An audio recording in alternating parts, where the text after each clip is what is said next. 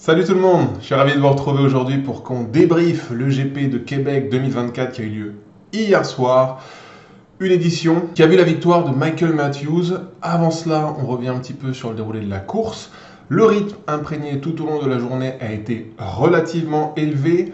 UAE pour Pogacar et Soudal pour Alaphilippe, je pense, ont mis la poignée au fond à certains moments pour mettre en difficulté un maximum de monde et rendre la course difficile au fur et à mesure des kilomètres et des petites ascensions. On peut noter que le rythme élevé a poussé les abandons de par exemple Corbin Strong pour Israël ou d'Axel Lawrence pour Alpecin, deux de nos favoris qu'on avait cités avant-hier en préambule de ce GP de Québec. Mais malgré tout, sur un parcours qui n'est pas si difficile que cela, il y a eu beaucoup de monde qui a pu s'accrocher au fur et à mesure des tours. Et dans le dernier tour, c'est un paquet encore bien conséquent qui s'est présenté pour disputer la victoire d'étape. Dans ce dernier tour, à 10 km de l'arrivée à peu près, sort du peloton Matteo Jorgenson, qui a été très impressionnant hier, je trouve. Et en réaction à l'attaque de Jorgenson, on a vu l'équipe Lotto garder l'Américain à une vingtaine de secondes à portée de fusil. L'écart va descendre à 10 secondes à 3 km 700 de l'arrivée lorsque l'on va entamer la côte de la montagne. Moment choisi par Julien Alaphilippe pour déboucher très fort. L'attaque du Français a été impressionnante. Julien Alaphilippe qui est allé chercher Matteo Jorgenson qui avait quelques centaines de mètres d'avance seulement au pied de la bosse au prix d'un gros effort. Et au sommet, on constate qu'il n'y a pas un ou deux lotos dans la roue de Julien, mais bien trois lotos. Arnaud Delis, Maxime Van Rins et Bert Mose, que j'ai découvert hier et que j'ai trouvé vraiment pas mal. Et on ajoute à ce groupe de 5 forcément Pogacar qui a été très vigilant. Son équipe a fait le travail hier pour durcir la course et Pogacar s'est immiscé de façon très intelligente dans ce groupe. Quelques centaines de mètres plus loin, alors qu'un groupe de 6 évolue avec un petit peu d'avance sur le peloton, Pogacar, dans un faux plat montant, va mettre la poignée au fond pour distancer les quelques adversaires qui restaient à son contact. Ça va être très dur pour Jorgenson qui avait déjà fait l'effort auparavant et qui va gentiment dévisser. Plus surprenant en revanche de constater que Julien Alaphilippe dévisse également. Ça m'a beaucoup surpris parce que il avait débouché tellement bien dans la côte de la montagne que j'ai pas compris pourquoi 2 minutes après cet effort, il s'est complètement écrasé. Là où Pogacar a su accélérer le tempo qu'ont su suivre les trois coureurs de l'auto. Arnaud Delis a été excellent, il n'a pas lâché un seul mètre sur l'accélération de Pogacar, ça a été plus dur pour Maxime Van Rins et Bert Meuse, les deux coureurs qui vont recoller un petit peu plus loin dans la course sous la flamme rouge et on va avoir un espèce de duel Tadej Pogacar contre trois coureurs l'auto. L'entente va pas être très excellente, peut-être aussi que l'attaque de Pogacar a mis les coureurs de l'auto dans le rouge absolu, ce qui fait que le rythme n'avançait plus du tout dans l'année kilomètre. Et le peloton est revenu petit à petit à manger les 4 coureurs qui restaient à l'avant. Et dans un sprint exceptionnel de la part de Michael Matthews, l'Australien est venu remporter pour la 3e fois le GP de Québec. Et j'insiste sur le sprint impressionnant de Michael Matthews, parce que c'est lui qui vient récupérer les derniers mètres qu'il manque pour attraper Pogacar et les 3 coureurs de l'auto. Il lance gentiment son sprint, mais il ne met pas la poignée au fond. Tige Benoît commence un petit peu à le déborder dans les 150 derniers mètres. Matthews, là, il accélère définitivement et personne n'est en mesure de le reprendre. L'Australien se retourne 1 à 2 fois dans le final pour juger les écarts avec la concurrence. Michael Matthews a été incroyable hier. Je l'attendais sur le podium, en revanche je ne l'attendais pas du tout gagner cette édition vu la concurrence qu'il y avait au départ de ce GP de Québec. Voilà, Matthews, ça restait quand même le mec qui était à domicile. On peut noter que sur ses 8 dernières participations au GP de Québec, il est 7 fois sur le podium, a remporté la course 3 fois. C'est absolument monstrueux. Le GP de Québec, c'est Michael Matthews. Si on regarde le classement de ce GP de Québec, on prend juste le top 10. Michael Matthews remporte donc une 3e édition du GP de Québec devant Biniam Girmay, qui je faisais un de mes 3 favoris au départ de cette course. On y revient juste après. Rudy Mollard vient chercher une excellente 3e place, un podium pour Rudy, qui a galéré en début de saison après sa très grosse chute au mois de février. Il lui a fallu beaucoup de temps pour revenir à bon niveau, et là c'est un podium plus que mérité que le Français vient chercher. J'insiste là-dessus, il revient quand même des enfers, donc bravo à Rudy Mollard. Tige Benoît qui a fait un très bon sprint et qui a coincé dans son duel avec Matthews vient faire 4. Perstrand Hagenes, coéquipier de Benoît, vient faire 5. Bauke Mollema, Pogacar, Paules, Bilbao et Zambanini concluent le top 10. Si on débriefe un petit peu les résultats des favoris dont j'avais sorti les noms il y a 48 heures au préambule de ce GP de Québec, On constate que mes 3 favoris, Arnaud Delis, Tadej Pogačar et Biniam Girmay, ont été dans le coup. Girmay vient faire 2, dépassé par Matthews dans une journée exceptionnelle. Pogačar fait 7, en sachant que Pogačar a été impressionnant dans ce final du GP de Québec et qu'il ne doit sa défaite qu'à la force collective de l'auto. J'insiste sur le fait que Pogačar, depuis le début de sa saison, c'est seulement sa 2e défaite en course. Il avait perdu Milan-San Remo où il avait fait 3. Il perd maintenant le GP de Québec où il avait fait 7.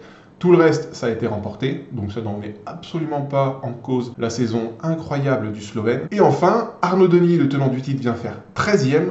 L'auto, qui ont été redoutables en contrôle de Tadej Pogačar. Le problème, c'est que quand on se mélange rouge pour ne pas laisser Pogačar partir, eh bien souvent, on n'a pas les jambes pour faire un gros sprint à la fin, et on l'a vu, ni Van Rils, ni Berkmoos, ni Arnaud Delis n'ont été en mesure d'exprimer la totalité de leur potentiel dans ce final. Delis et Pogačar qui ont été aussi un petit peu piégés par la vitesse du peloton qui les a déplacés, les 2 coureurs se sont retrouvés enfermés.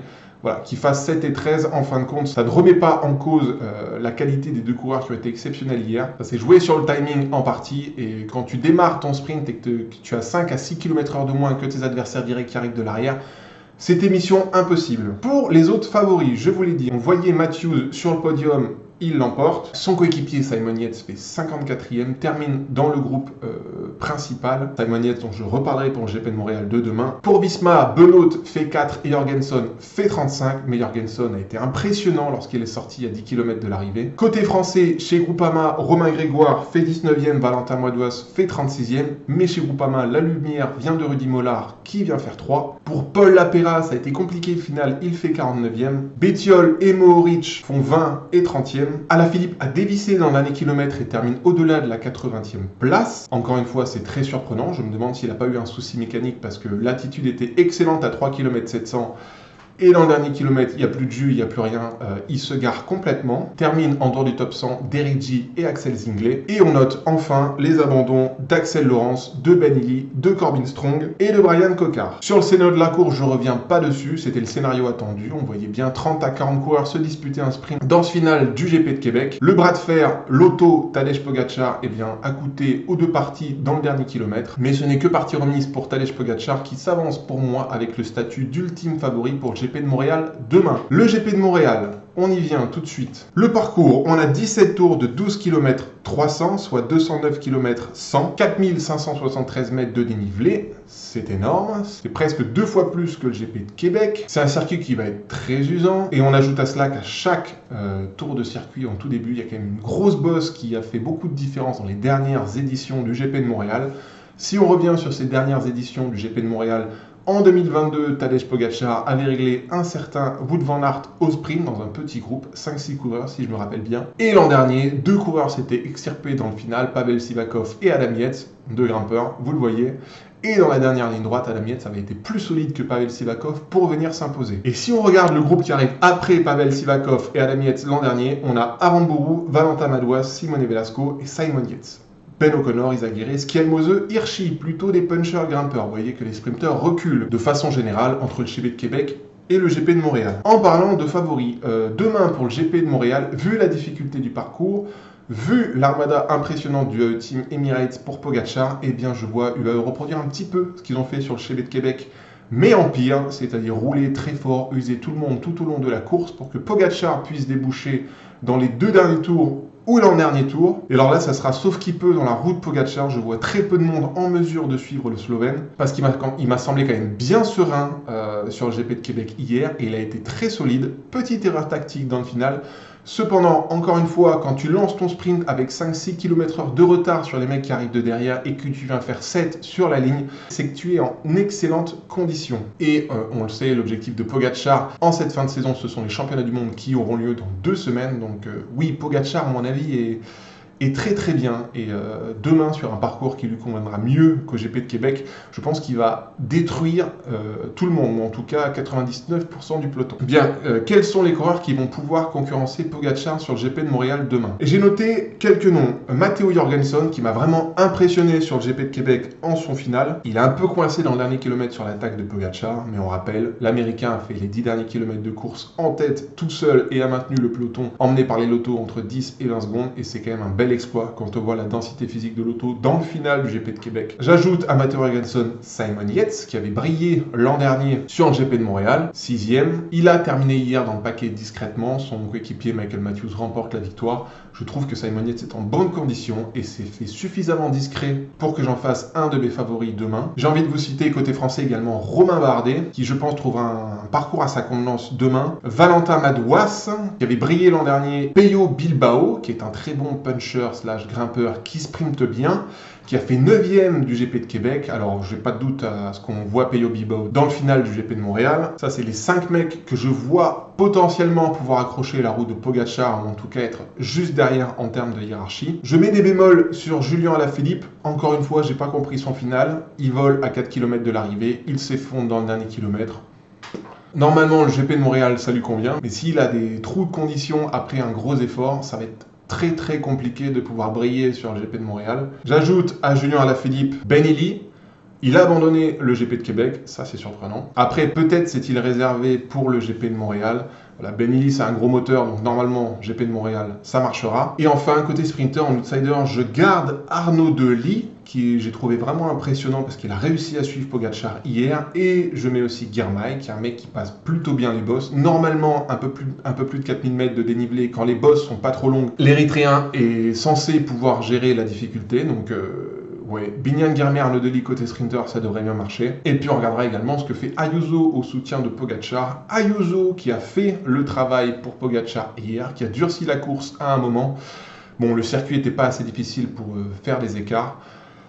Demain, si Ayuso accélère dans la grosse bosse, ça peut faire beaucoup d'écart, surtout après 200 km de course. Dans tous les cas, l'attitude de l'Espagnol hier était, je trouve, exemplaire. Donc on continue de suivre le dossier Pogacar-Ayuso. Allez, c'est tout pour moi. On a vu un très beau GP de Québec. Cette course est toujours très fascinante en son final dans ces dernières années. Demain, je m'attends à voir un GP de Montréal où ça va exploser dans tous les sens. UE va mettre tous les watts possibles pour que Pogacar puisse se dégager en solo dans le final. Encore une fois, qui pour l'embêter? Jorgensen, Simon Yates, Romain Bardet, Valentin Madouas, Peyo Bilbao. Petit bémol sur Julien Alaphilippe et Ben Illy. Et côté sprinter, s'ils arrivent à s'accrocher, Arnaud Delis et Biniam Girmay. La course aura lieu demain soir. On pourra la suivre sur Eurosport Max à partir de 16h et sur Eurosport 1 à partir de 18h. Je ne pourrai vous faire le débrief du GP de Montréal seulement mercredi. Je sais, ça fait très loin, puisqu'on sera 3 jours après le GP de Montréal. Malheureusement, travail oblige, je ne pourrai pas vous faire ça avant. En revanche, demain après-midi, on débriefera les championnats d'Europe sur route. Et on en fera une petite vidéo, parce que je n'ai pas plus bossé le sujet que cela. Allez, je vous laisse ici. Je vous souhaite un bon GP de Montréal demain soir, de bons championnats d'Europe demain après-midi. On se retrouve demain pour les championnats d'Europe, on se retrouve mercredi pour le GP de Montréal. D'ici là, portez-vous bien, prenez soin de vous et à très vite. Bonne soirée, ciao!